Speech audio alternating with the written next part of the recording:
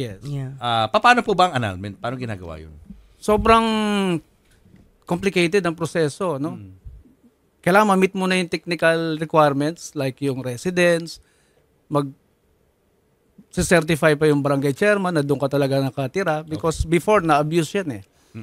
Nagkakaroon ng address bigla sa provinces because of a favoring judge sa korte. So nung malaman ng Supreme Court yon, nagkaroon ng mas mahigpit na rules about that. So yun ang unang kailangan ma-meet, yung residency requirements. Kailangan i-prove muna. Pagka hindi na-prove, pwedeng i-dismiss yung case.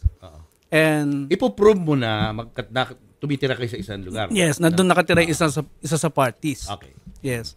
Tapos yung another party, pag hindi na nakatira sa Pilipinas or overseas na, kailangang mag-publish ka sa dyaryo or one of the family members sa kanyang dating Philippine address ay dapat tanggapin yung kopya ng petisyon.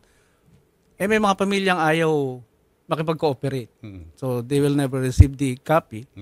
Tumatagal yung proseso. Ano usually ang pwede lang tanggapin ng courting reason ng hiwalayan? Yung unang technical requirements ay yung pagka hindi ka nasa tamang edad, no, ikaw ay kinasal, minsan dinadaya yung edad. At yung mga nagkasal, walang lisensya. And those are called formal and essential requisites. Pag hindi na-meet yung mga technical requirements na yun, pwedeng grounds. Okay. Pero hindi sapat para makumbinsi yung judge na i-dissolve yung marriage. So, pupunta tayo dun sa bagong grounds na dinagdag, yung psychological incapacity. Yan, laging yan. Psychological incapacity or insanity, whatever. Ano ba yun? Kailangan patunayan na meron siyang mga hindi nagampanan dahil sa kakulangan niya sa preparation sa pag-aasawa. So, kunyari, nang bababae siya at nawala ng pagmamahal yung misis niya dahil ilang beses niya nang ginagawa, pwedeng psychological incapacity yun. Yes, kasi pagpapasaya sa sarili, hindi pa siya tapos sa pagpapasaya niya sa sarili niya before pumasok sa marriage. Tsaka hindi siya mature enough para, di ba, alagaan yung marriage o yung vows niya. Pero dalawa yan, di ba, sir? Merong kasal sa para sa West, no? Sa West. At kasal sa simbahan. Paano yun? Paano i-handle yung dalawang yun? Pareho naman siyang legal sa paningin ng batas natin.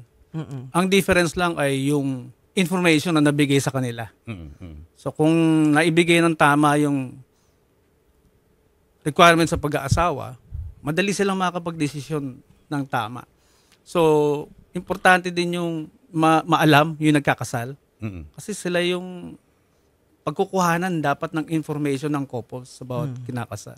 Kaya pag malalim ang explanation, hindi naintindihan ng mag-asawa, uuwi yan na hindi naintindihan yung pinasok nilang kontrata sa pag-aasawa. So, isa lang yun ang proseso. Isa lang daw. Kung under an annulment, kahit sa mata ng simbahan, annulled na rin yung kasal ninyo eventually. Iba yung ibang proseso yun. Simbahan. Ibang proseso. Mas mahirap pa yung simbahan. Yes. Mas mahirap. So, dalawa to. Dalawa ipa-file mo. Oh, because of this principle of separation of church and state. Yes. Pwedeng hiwalay ka na legally, kaya nga may legal separation na sinasabi. Pero kasal ka pa sa simbahan. Yun ang mas mahirap, Jules, yung simbahan. Diba? Pero paano kung hindi ka legally qualified? Yung mga na-mention nyo, yan yung qualifications, diba? Para pwedeng magkaroon ng legal separation. Paano kung hindi ka mag-qualify sa lahat ng yun? What will you resort to? Yun actually yung tinuro sa ko libro, dito. Sa libro. Sabi ko, hindi ka legally qualified kasi binigay ko lahat ng proseso step by step. Correct, oo. Ang option ninyo is to get a counselor. Para magkabalikan. Yes. Hindi ba option ng separation na lang? Separation na lang. Parang peaceful separation na lang. Hindi na kailangan ng hiwa-hiwalay ang properties. Yung legal separation, physical body lang yung hinihiwalay. You are still married to each other. Yun ang difference niya. So, pag kadalasan ginagawa yan mga mayayaman. Yung legal separation. Oo, syempre. Yung option nila. Maraming property. Legal separation. So, kung wala ka namang mga property pinag-uusapan, just want to have peace of mind and be happy, pwede bang ganun na lang yung physical normal separation? Yung kanya-kanyang buhay na lang. Pwede naman yun, di ba? Yes. Parang hiwalay sa bed and... Yeah.